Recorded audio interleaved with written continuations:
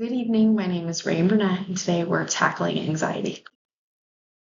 So, today the agenda is talking about anxiety, what it is, ways to overcome that, like steps to overcoming it, and the fact that it is okay to have anxiety. So, 90% of what we're anxious about never actually happens. 90%. That is a very, very, very important fact, and I will be highlighting that throughout the project. This is the main fact of the entire project because it's just 90% is such a big number, and I think that that sentence alone will help people in the future understand that 90% of what they are anxious about in that moment is probably not going to happen, or 90% of what they're anxious about in their entire life never actually happens. So stop worrying. It's important to note that everyone is affected by anxiety. So, what's anxiety? Anxiety is your body's natural reaction to stress, manifesting as feelings of fear or apprehension in what might happen in the future. So, we get anxious about things now for things that may or may not happen in the future. So, that 90% of things that probably and most likely will not ever happen or come to exist. And highlighting that anxiety isn't normal. Everyone has some kind of form of anxiety and some kind of form of symptoms.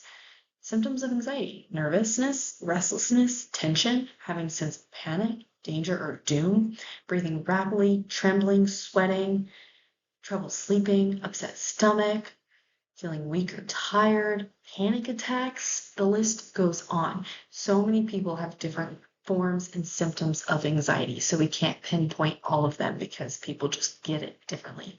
Like feeling of your chest being tight, and your hands are shaking, you lock your jaw, you feel nauseous, all these things. So more on anxiety.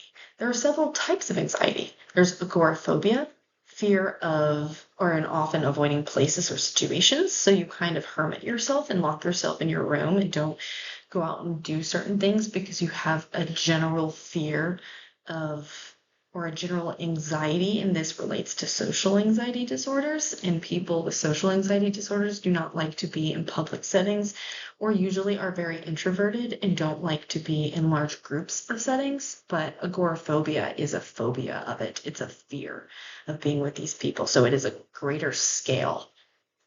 Anxiety disorder due to medical conditions, that's a very, very intense anxiety or panic. So usually it's medicated and you get panic attacks because of your anxiety, things that you cannot control. Generalized anxiety disorder, persistent and excessive anxiety of like routine issues. So you have anxiety from your homework, you have anxiety just because. And it's important to know that sometimes you just have anxiety and you can't figure out where it comes from, and that is okay because so many people feel the exact same way.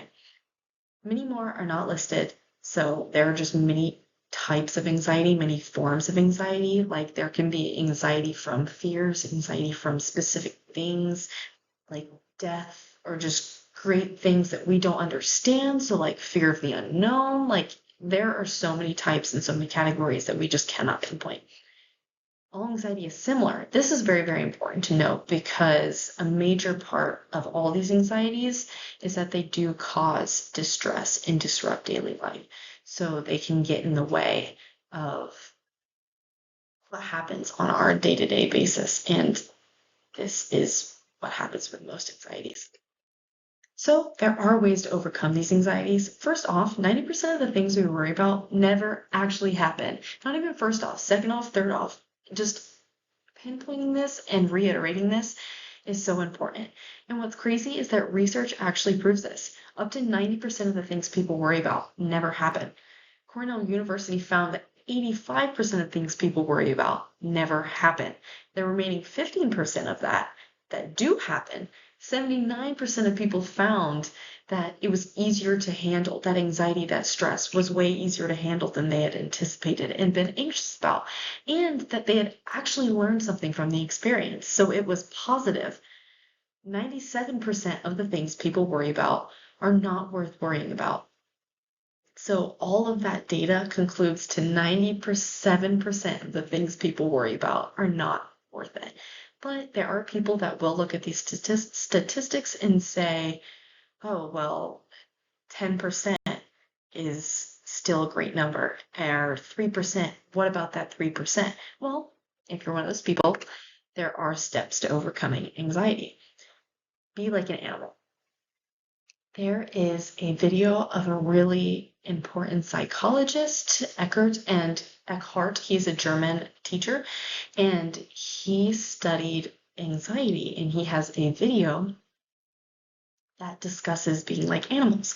So, for example, animals go about their day-to-day basis just living life, and we have this broader way of thinking, this more elevated way of thinking, and they just don't. So they have an advantage, yes, but they look in the mirror and just see themselves, don't see, oh, I'm fat. They just go eat, and they don't get anxious about or self-conscious about the things that we do. So the takeaway from it is just be like an animal. Just live life to the fullest, and just live life to live life. Don't stress about the things that you do not need to stress about or that you make up in your head.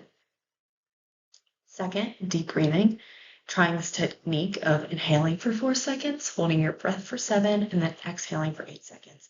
Repeat until you feel calmer. Usually it takes me about 3 times to repeat this, and the fact that you are counting how long it takes you and also breathing means it's slowing your heart rate and distracting you from your anxiety.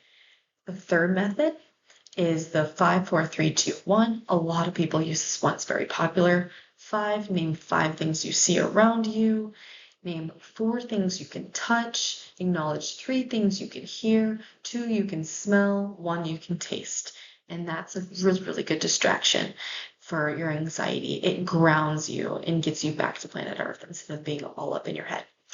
4, file it technique. I use this one so much, but I use it in a different way. I like to put all my anxieties, pull it from the air, pull it from my brain, put it in a box, lock the box, and then throw the box off an imaginary cliff.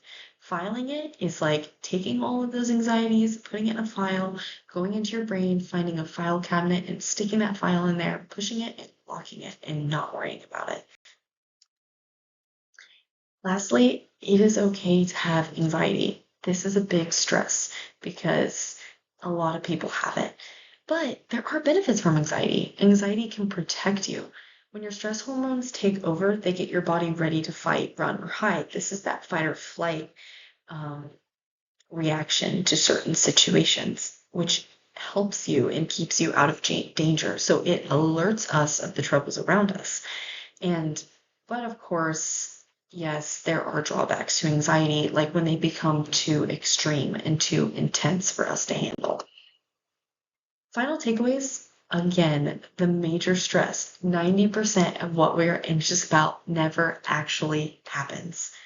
By demonstrating what anxiety is, practical ways we can overcome it or learn to ease anxiety, and why it's okay to have anxiety. This is what was highlighted throughout the entire presentation. There are ways to overcome this. And the simple fact alone that 90% of anxiety never actually happens should just be reassuring to the people that watch this presentation. Also, reminder, everyone has anxiety. Anyone can have anxiety. You are not alone. And lastly, when you're having anxiety, be like an animal and just live. Thank you.